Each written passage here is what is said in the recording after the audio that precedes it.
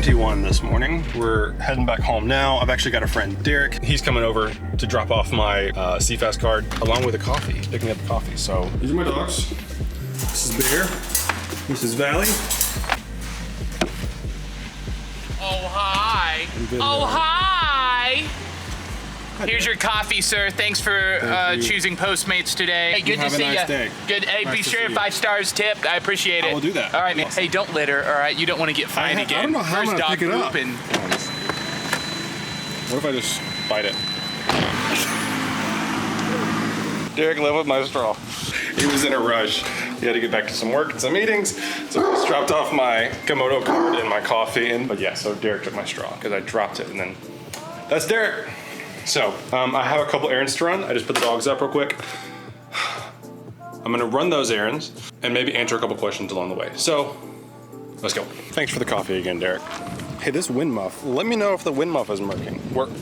Wind muff is working. It's a little breezy there, but hopefully this thing works and doesn't sound like.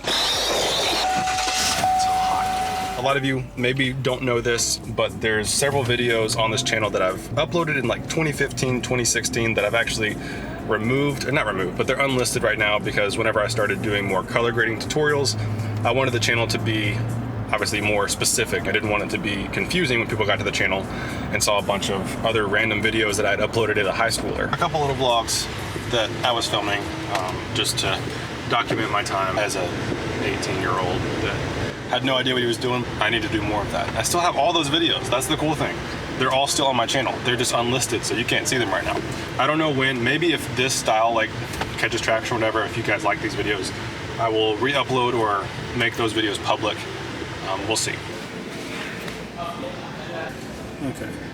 The problem is the organization. I don't know how much any of this stuff is. Monitor recommendations. Not a bad spot to begin with. I'm going to also pair that question with another question, which is recommendations for calibrators. I'll make the second part really quick.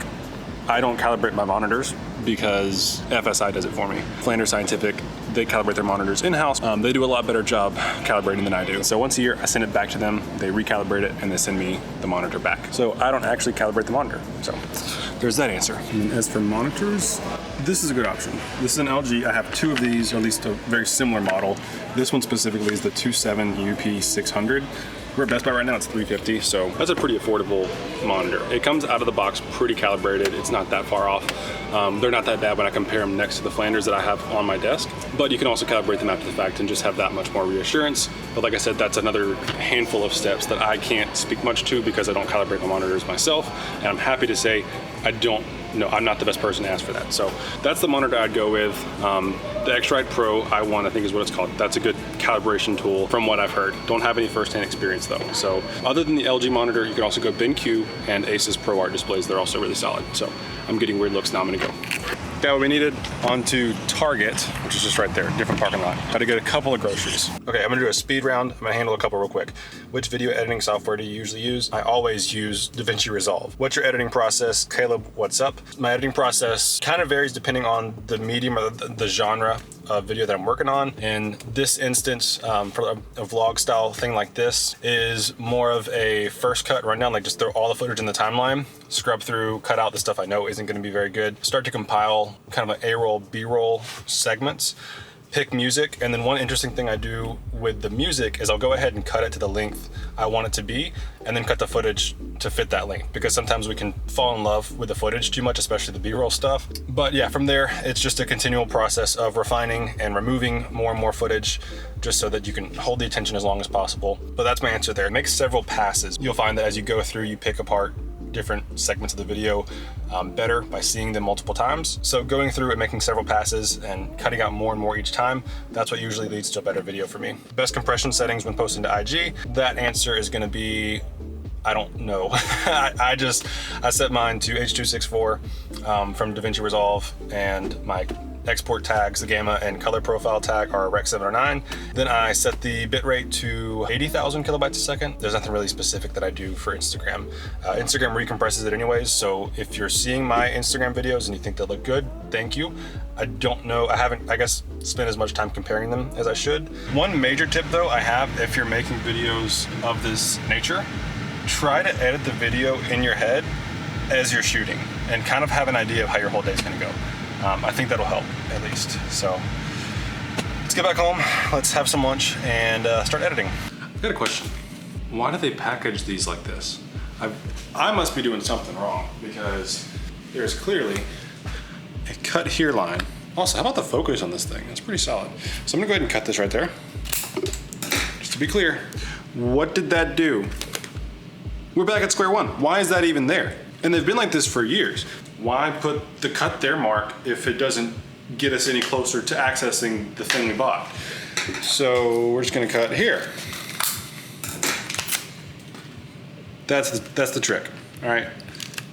Unless I'm just crazy, but that's what you gotta do. Cut it there, you can pull this out, and then you have this little tab. You just peel that. They gotta do better with this. And we're in. Card, one of the 64 gig. Here's why I didn't go like 128 or 256. One, this is cheap. Two, if I lose media, I'll only lose 64 gigs. Call me crazy, that might not be the best philosophy. Do you wanna go to the park? You do? You wanna go to the park? All right, let's go. Downstairs. I got it. We're good, let's go.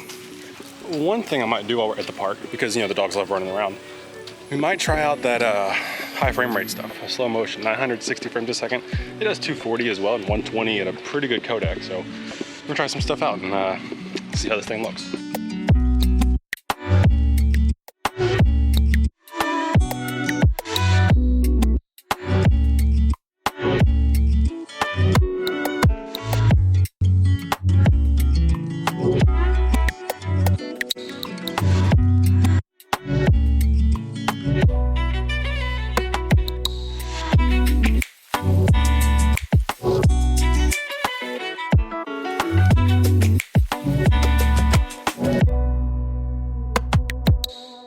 Yeah, so it's, like I said, it's hot. I learned something. The 960 or 240 or 480, 960, any of those frame rates on this thing, that's the high frame rate settings. You have about a second to record, which makes sense. I mean, it's not a big camera, not a big processor. Where's the best lighting here? There we go. So you set up the settings, you hit like accept to agree to basically that specific lighting, zoom, and focus for the shot. And then at the right moment, you press record, you get 1 second of record time, and it records that 1 second, and then it buffers for like, depending on your frame rate, 10 seconds to a minute. I switched it to the 120p, and you get audio, and it's not the high frame rate. So you can just hit record, and it's going. You can zoom while it's on the 120p. You can do all the typical things, same thing I'm doing now. It's not a different setting in the camera. So anyways, it's hot. We're gonna go back inside, cool off, and I'm gonna start editing, and they're probably gonna fall asleep at my feet under my desk. So let's go.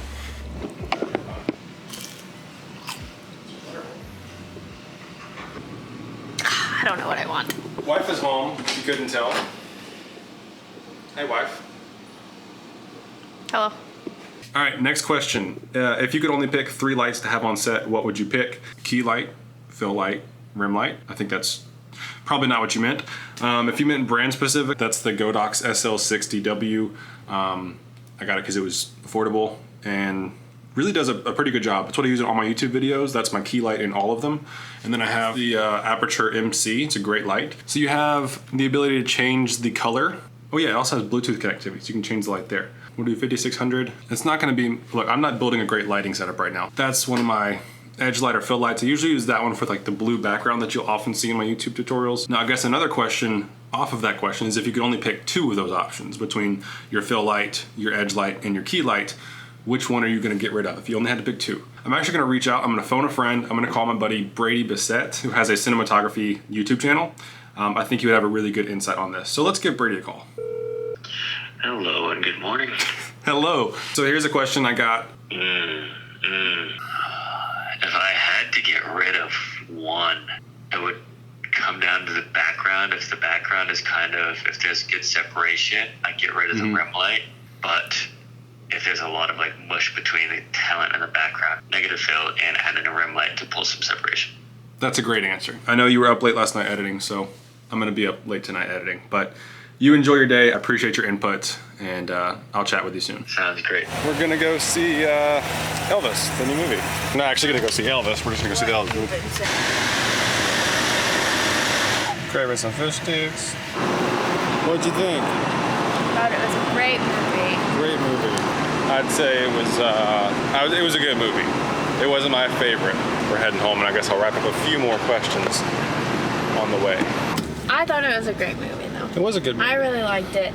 I'm a fan of Baz Luhrmann and his style of movies, but also, like, I'm slightly ashamed to say that I'm a pretty big Elvis fan. I'm not gonna lie, that movie was longer than I thought it was gonna be. Left around 6 to 11 o'clock now. We're gonna answer a few more questions, and then I'm going to sleep. Best strategy on Instagram, if there is one,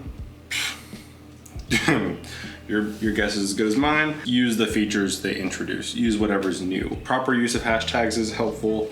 Reels, obviously, it's all video now, so Reels are good. Color grading workflow for VFX with live action footage. That depends project to project. Sometimes VFX teams prefer to work on the footage first and then send me the files for color. So it just kind of depends there. What's your color management right now? That depends on the project or the camera. Generally, I'm building my own either ACES workflow, or sometimes I'll even convert a specific camera to an RE log C profile. Here's a good one. How do you come up with the rates for color grading, and what's the range? Range, I only have a low end on the range, and even that I break. Like, there's certain projects I would pay to work on.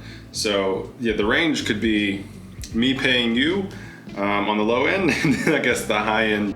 $100 billion. But I guess to answer how I come up with my rates, I determine my rates based on the value I'm providing, not by how many shots there are, not by how long the edit is, by the value I provide. More than one school of thought on how to charge as a freelancer, but that's my strategy. Yeah, a lot of these questions are about how to land clients. But to kind of recap, be a nice person to work with. Don't take on projects you don't actually want to do. Give 110% on the projects you're working on. And communication is actually a huge thing. If you can just communicate well and deliver on time, and of course, make the product look good, make the work look good, because you're just the last piece of this puzzle. Other people spent a lot of time prepping this before the file even gets to you as a colorist. So treat every project with care. Don't be afraid to share your opinion, even if it varies from what other people have already suggested. So just be bold, but be kind, and do good work. So that's what I'll leave you with. Let me know if you enjoyed this style. Thanks so much for watching. It is truly humbling if any of you are still here. And yeah, we'll see if this medium works out. And hope to see you guys in the next one. See ya.